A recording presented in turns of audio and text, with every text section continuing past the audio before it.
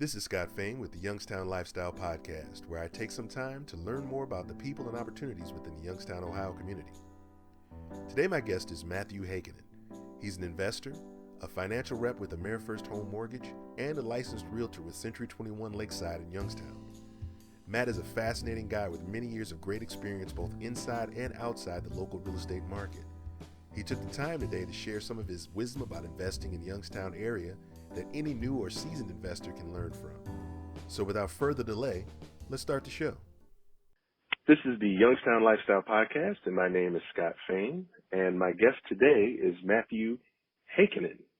That's Heikkinen, for those of you who don't know how to pronounce the name. I had a little trouble myself. Matt, how are you doing today? Good. Thanks for having me. Thanks for coming on.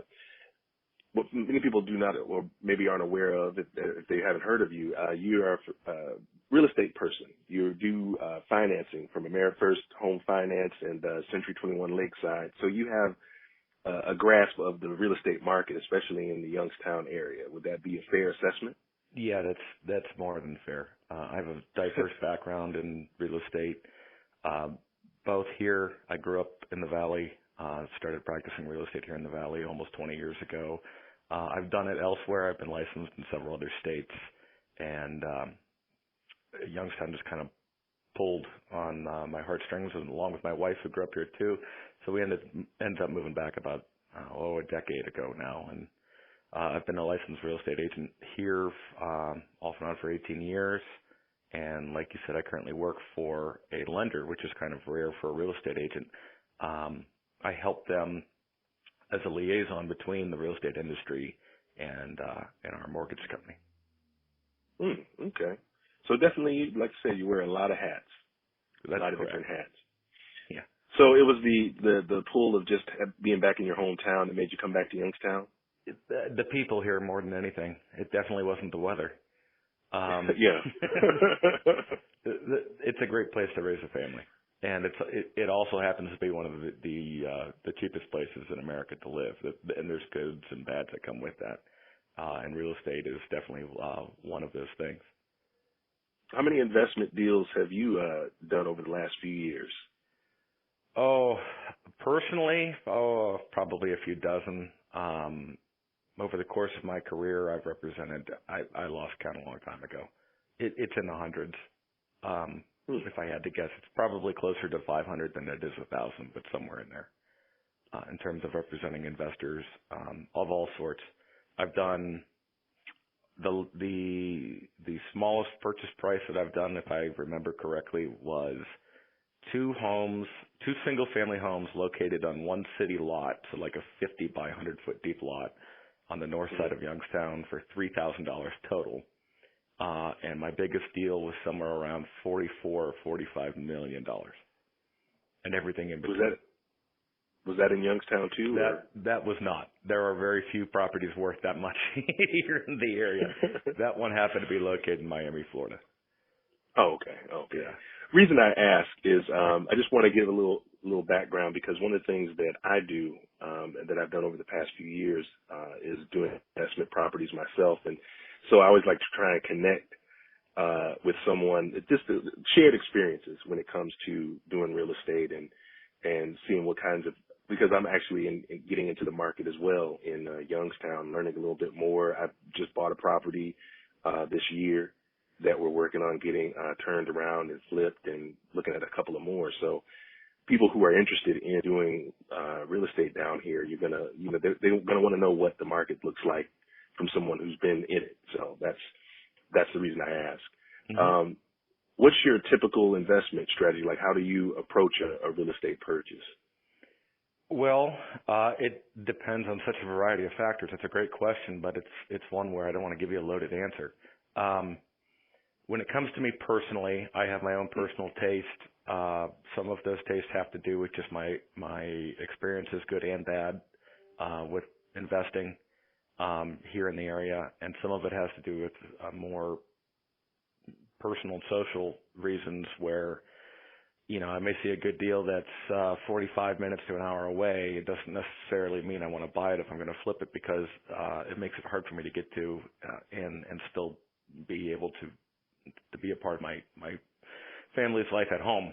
So when I work with an investor who's looking to buy, we go over those type of issues too. And if it's purely from a money standpoint, a number standpoint, then it becomes, okay, well, how much money do you have to invest? How diversified do you want to be? Do you want to put all your eggs in one basket for a flip? You know, if you only have X amount, or are you buying it to hold long term for that type of return? Because those are two completely different acquisitions. A house that would make an excellent flip isn't necessarily a good rental, and a great rental more times than not would not make a good flip. So it depends on what your end game is, what your strategy is, and why you want to get into that investment. And then based on those answers, which can be, you know, run the gamut, I try to provide people with the best feedback as possible. One of the great things about Youngstown is that for the 18 years I've been in real estate, I've tracked reporting that the National Association of Realtors does every quarter and every year. They track, it depends on the year, somewhere between 260 and 270 metropolitan areas throughout the entire country. And they look at what median value is in all of those areas, sales volume, the numbers of sales, all that. So the number I like is median value. So what's the average value for that region? So in this area, they track Youngstown, Warren, and Boardman, and then all of the suburbs that surround those three communities, and they count that as one metropolitan area. So for the 18 years that I've been paying attention, and I've never looked to see how far back this goes, but for the 18 years that I've been paying attention, every single quarter of every single year, including 2018, this area is ranked dead last in the country for median home value. That's a good and a bad thing. So last year in 2018, if my memory serves, $84,000 and change was what the median value here was. We happen to be the only community in America now that's under $100,000. The national average is, I believe, around 262 or 265,000. Okay. Another way of saying that is the national average, meaning that 50% of the country is above that, right? The average is more than 300% greater than what we are. That's a huge, huge difference. That's true. So having lived elsewhere in the country and having family members that live elsewhere in the country now, but we all grew up here, it's interesting to have some of those conversations. So for me, I for 10 years was a full-time real estate investor until I started working for AmeriFirst 7 months ago. That's all I did. That was, if somebody asked me what I did, I was full-time real estate investor. I own my own construction company. We worked on solely just my properties. Most of those were flips. I could do a flip anywhere from $20,000 to, $1 million in this area. You can't say that for a lot of other areas. A 2,000 square foot home here may run me $84,000. In Dade County, Miami, it may run me anywhere from $500,000 to over $1 million. So not everybody can get into that game. It's hard to get into the game flipping in other parts of the country. It's hard to get into the game for renting in other parts of the country. My brother pays $3,000 a month for a 600 square foot, 1-bedroom apartment. He lives in Santa Monica. That would buy you a palace here in the best suburb you could find. So the good part is you don't need $1 million to start here, and it's a great place to start your nest egg and start growing. Because property values are so depressed here in certain areas, you get on average a much greater return if you're buying a rental than you would elsewhere. Investors who I've represented in the past would be very happy with a modest 4 to 6%, maybe 8% return annually on a rental home. In fact, many of them pre-tax are essentially breaking even. They're covering the mortgage, the taxes, and the insurance with the rent, and are happy to do so, but really don't walk away with much profit on an annual basis. Those plays, though, are because those owners are anticipating that the home value is going to go up to a nice degree. So if I make $1,000 in net proceeds from an entire year's worth of renting, but I have a $300,000 investment and it just went up in 2% in value, well, there's another $6,000 that I gained. It's just I'm not cashing that out right away. Plus the equity that you're paying down. Yeah. So it like here, you're not playing that long game because it would be silly to do so. We have historically anywhere from 2.5. Right now it's the hottest that I've seen it in 20 years, and we're getting about a 5% annual growth for 2018, and that's projected for this year. So 5% is like below average nationwide. I was in Sarasota County in 2006. They had 44% growth in 12 months, meaning if I bought a $100,000 condo and didn't do anything to it, just locked the doors and walked away for 12 months, it was worth $44,000 more when I came back to it. Wow. Yeah. So here we generally plot along with the rate of inflation. Okay, so inflation is right around 3% a year, give or take a few tenths of a point. And that's where we are here in Youngstown historically. So you're not playing that long game. What you're playing is the actual cash return annually based on your rent. And I see rents that are routinely 15, 20, 25% or greater if you get in and you buy right.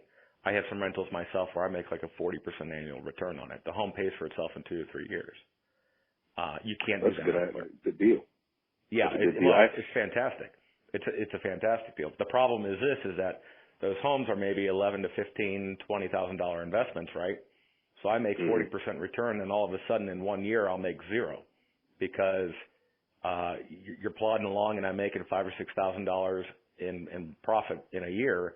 Well, what happens when I need to replace a roof? That cost me $5,000 or $6,000. So now I have an entire year where I've had to go through the headache of having tenants, and you make nil for that year. So you take the good with the bad. That's what I'm getting at with the prices here. That they allow you for some really above average returns if you know what you're doing, but then the bad does come along with it eventually if you're in it long enough. Flipping's the same thing. So flipping, I can get in cheap, right? I can buy something cheap. I'll give you an example of, let's say I buy something. I generally spend at least $75,000 to $175,000 on an acquisition. I like homes that are going to sell after they're fixed between $125,000 and $250,000. For me, that's my sweet spot. It's not for everybody. I've done the ones that are $20,000 buys, and then you turn around, and you put $5,000 into them and you sell them for $30,000. You make a quick $5,000. That's great for the right people, for guys that have the time to get in there and do the work, or have a crew that can get in and out fast. That's great. The problem that I always have is if I'm looking at it only making a $5,000 profit and something goes wrong, I lose money. I don't just kill my profit. I lose money. Right. So that's one of the downfalls here, where if I'm in California and it may take me $400,000 to get into a home to buy it and another $100,000 to fix it, but if my profit margin is $100,000, if I have a $20,000, so if I have a $20,000 unintended fix that has to happen, hey, there's a septic system that fails, you totally didn't know about it, or I have a heating system and a roof that need to be replaced. And for some reason I didn't anticipate that. So now you can take $20,000 out of a potential $100,000 profit. You're not losing your shirt. It's not changing your life.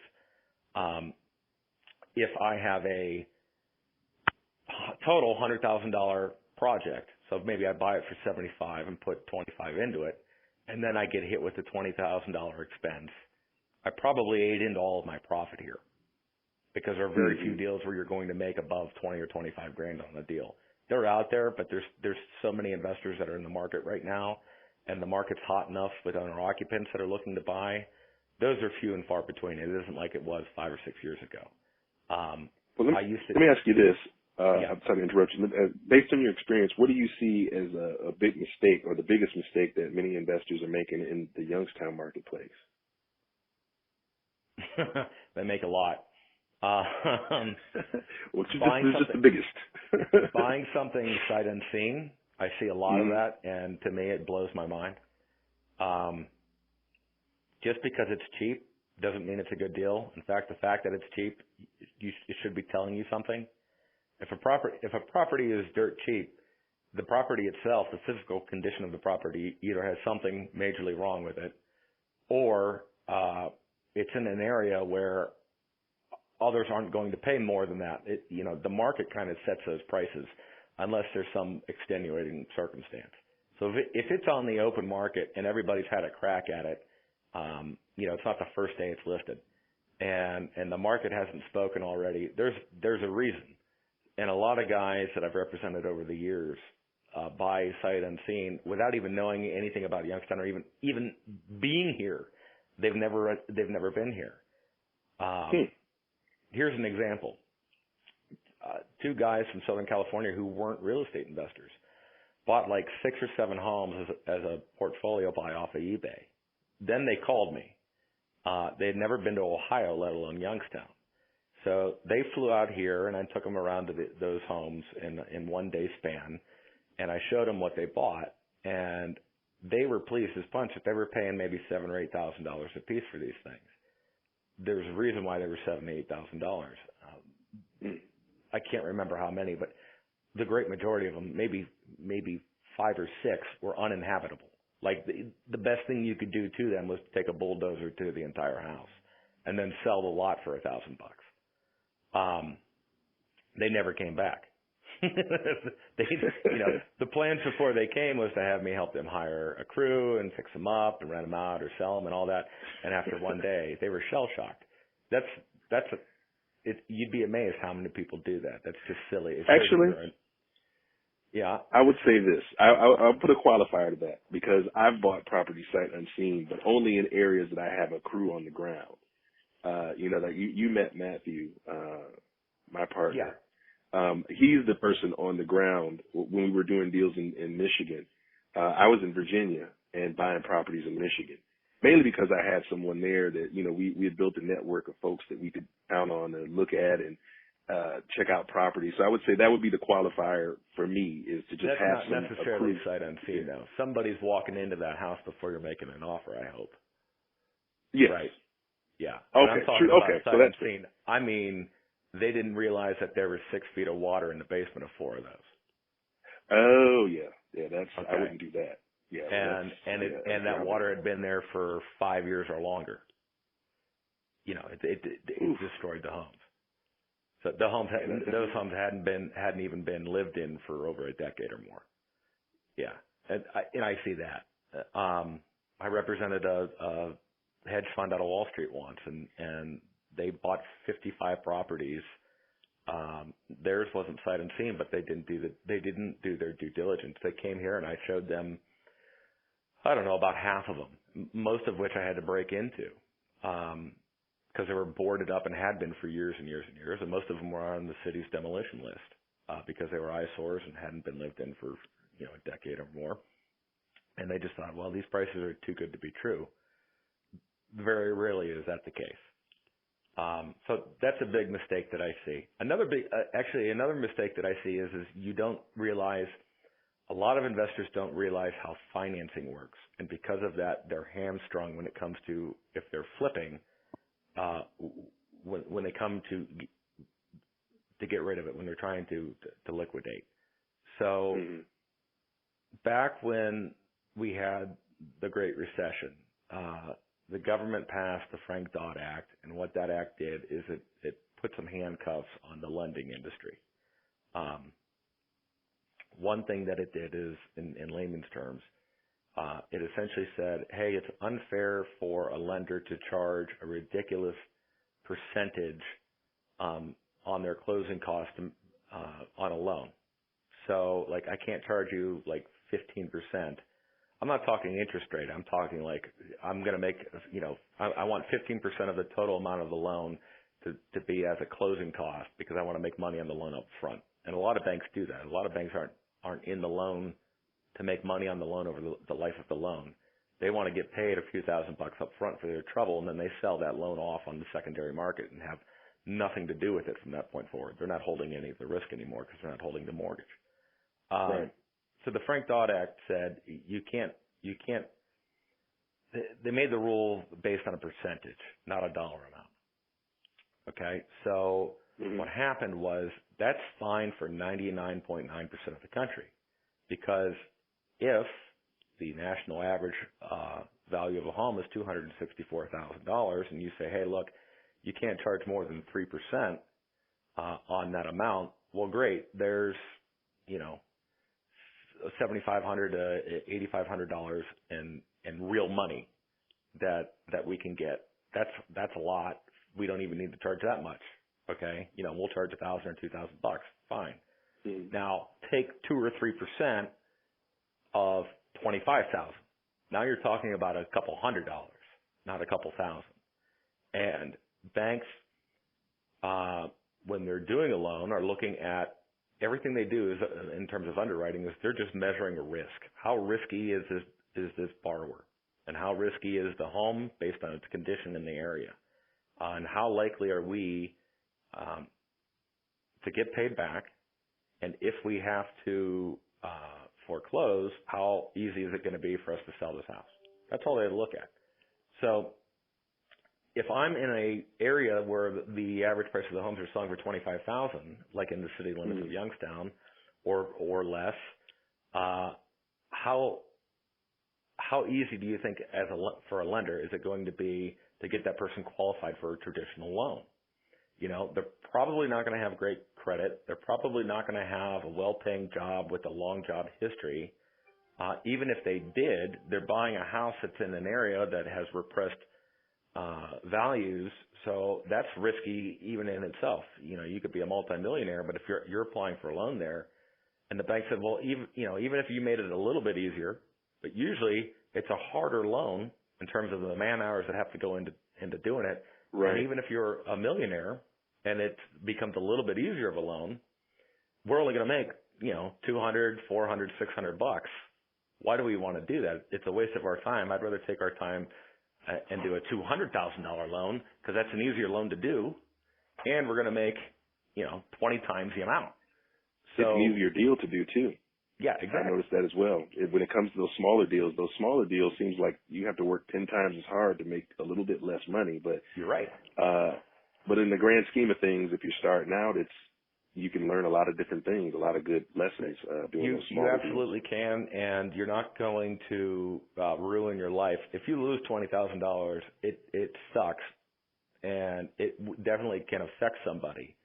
But it's a lot different than losing $200,000. For many people, if you lost $200,000, you'd be in debt to some people for quite a long time, or it'd force you to declare bankruptcy. So what the banks have done essentially, and each bank is different, but for the most part, right around $50,000 is as low anyone will go on a purchase loan. Now the Frank-Dodd rules don't apply when you're refinancing, but for purchase loans, some banks only will go to $75,000, some will go to $60,000, some will go to $50,000, some will even get into the $40,000s, but they're fewer and far between those the further south in terms of price you go. So a lot of guys that want to flip in the $15,000 or $20,000 acquisition range don't realize all the things that go into selling that. It's great. Like, you could have 6 people that want to buy the house, but if they don't have a way to pay for it, it doesn't matter, right? Yeah, that's true. So that's a reason why I don't flip below that price level, because I'm thinking here are the 2 ways you buy a house under $50,000 or significantly under $50,000. You either pay cash or you do some type of seller financing, which means I'm not getting all of my money back if I'm the seller immediately, which affects my rate of return. Because if I make 10% on $25,000 and you pay me that 10% return today, that gives me future opportunity to go out and make 10% again. So if I do that 3 times in a year, I didn't make 10% on my $25,000. I've made 30% return. Where if I have to wait 12 months to get all my money back, I've only made 10% return. That's called opportunity cost. So because of that, you have to realize what kind of the end. It doesn't matter if you have a buyer or not if they can't pay for it. So if you're buying the flips under $50,000 in the Youngstown area, anywhere in America, you have to realize, okay, more than likely I'm going to have to hold this thing for a 2 or 3 year period. And if I'm holding it that long, doing something like a land contract, where hopefully the goal is to have that person refinance at some point to pay you off, they're still going to have to qualify for a traditional loan. Depending on how you structure that land contract, the underwriters may not treat it as a true land contract. They may just say, well, it's still a new purchase agreement, and it's under 50, so we're not going to do it regardless. So you have to understand all of those things. So before somebody goes and makes an offer, they got to know what it's going to be worth, number one, after they fix it up. Because if you don't, you shouldn't be making that offer. So you got to know what the value of that property is going to be worth after you're done with repairs. You have to have a reasonable expectation of what those repairs are going to cost. Your offer should reflect what you think you need to pay for the property in order to make whatever profit margin you're looking for. But you also should be talking with somebody like a lender saying, hey, look, if I have a buyer who comes my way, are they even able to perform on a purchase agreement? Because if they're not, and you're looking to flip, what I see happen a lot is flips. People that are looking to flip all of a sudden turn into long-term rentals. And what I said at the beginning of this was a good rental doesn't necessarily make a good flip, and a good flip doesn't necessarily make a good rental. You should know what you're doing before you buy the property. It should be one or the other, not both. Yeah, that's very good advice. Very good advice. Now, I know you have another appointment coming up, but I have one last question. I do a little bit of a random question for my final question. And then hopefully next time we can talk a little bit more about the land contracts and stuff like that. I'm curious to get your take on it. What was the last book you read, and one positive takeaway that you learned from reading it? The last book that I read, How to Win Friends and Influence People by Dale Carnegie, is the last nonfiction that I finished, which is a book that anybody in any business, especially sales, should read. It's probably an 80 or 90-year-old book. And almost every Fortune 500 company that I know of, if you're in management or in sales, it's almost required reading. It's about how to treat others, how you would want to be treated, and how to communicate with people on a personal level. And if you can do that and put yourself in their shoes, and by that I mean like look through their eyes of what brings them value, then they truly will appreciate you either as a friend or as a business associate or as an advisor in any role. But it will come from the heart, and it will be genuine. It's a great read. It's one that if you haven't read it, or if any of your listeners haven't read it yet, it's not one that schools really talk about until you get to college. True. Really, if you're getting into real estate investing, the book that I would recommend is Rich Dad, Poor Dad by Robert Kiyosaki. I was a disciple of Mr. Kiyosaki for many years. I read all of those books. The theme of that one is essentially, if you're in real estate, if you can identify what the highest and best value of a property is, if that highest and best value is something that is different from what the current use of the property is, then there is an advantage to be taken. So here's a real life story that goes right along with that. And the thing I like about his first book, Rich Dad, Poor Dad, is he gives a lot of real life examples that he actually did. But here's one that's from me that was told to me first person by the person who benefited from this. So when I lived in Florida, I did commercial real estate, and we had to take certain classes that are kind of like the equivalent of getting a master's degree in commercial real estate. So one of these classes was taught by a guy who was based out of Orlando, Florida, who was the head of all commercial real estate for Coldwell Banker in Florida. So very interesting man, very successful. So he told this story. I-4 is a major highway that runs in between Tampa and Orlando. Disney World is located on I-4. And it's become a major corridor in the last 10 or 15 years. And he used to drive to work using I-4, and he would go by this exit every day, and he'd see this big sign, like billboard, of a old motel that was probably built like in the 50s or 60s. You know those motels where you walk up the stairs on the outside of the building, and it's like a big walkway that's on the outside, and then each room you kind of access from the outside. So picture one of those. So he sees this thing's for sale for like a year, and nothing's happening with it. So what he does is he has the secretary figure out who the owner is, how to get a hold of him, calls the owner and says, hey, look, here's who I am. You don't know me from Sunday. You know, is your listing up with that hotel, because I think I can help you sell it? And the guy goes, yeah, it expired, you know, a month or two ago, and you know, I'm kind of disappointed. He goes, well, how much were you asking for it? $8 million. Huh. Okay. If I could sell that property today, would you sign a 24-hour listing agreement? Meaning, the guy is legally allowed to list a property, but only for a day. And the seller is kind of like, you're kind of crazy, but yeah, sure. How low will you go? Well, I really want to get $8 million for it. Well, okay, let me try. I'll give you a call back. Within the course of 60 minutes, he verbally had that property sold. Here's what he did. When he drove by every day, over time, he just let it kind of sit there and percolate in the back of his head while he's driving. And eventually one day he realized, hey, you know what? That's probably 5 or 6 acres, and the hotel or the motel isn't really worth much because it needs millions of dollars put into a retrofit if you wanted to keep it that.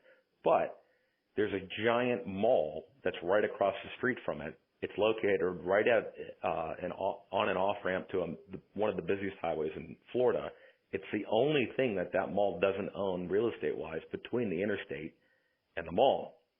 So all he did was he called up Simon Investment Properties, go in the mall, and explained who he was, got to a decision maker, and he sold it like this. He said, look, I've got a piece of property that's 6 acres. It's the only thing you don't own between the interstate and this mall. It gets 150,000 cars that buzz by it every day. Do you want it? He didn't even mention the fact that there was a building there. The guy says, yeah, we'd be interested. $8 million will get it done. I need an answer by today. 20 minutes later, he got a phone call back. So the guy made probably 5 or 6% on $8 million. So let's say it's 5%. It's $50,000 for every million. Times that by 8. He made $400,000 by lunch. Not a bad day at work, right? Not a bad day at all. True story, too. So the point of Rich Dad, Poor Dad, one of the points that book makes is if you can identify what the highest and best is for a real estate, it's not a single-family home isn't always a single-family home. It may be a better use for something else, just like that motel. If you can do that, you're seeing something creatively that the rest of us may not be. Don't get blinded by stuff. Be creative. And if you can do that, you can make money. And you don't even need money to make money that way. If you're somebody who can find that deal, you can always sell that concept to the guy who has money. And now you just split those profits. But if I make $10,000 out of thin air without investing any of my money, I've made an infinitesimal return on my investment because my investment was zero other than my time. Wow. That is a good story. I think that's a good place to put a button on this podcast. Let that resonate. Well, I appreciate your time today. Yeah, oh yeah, same here. I appreciate your time today. We went a little longer than I thought, but I think there's some great information that you gave out, and I'll definitely put your information as far as to contact you if someone's interested in reaching out for a mortgage or doing a deal with you with Century 21 Lakeside. So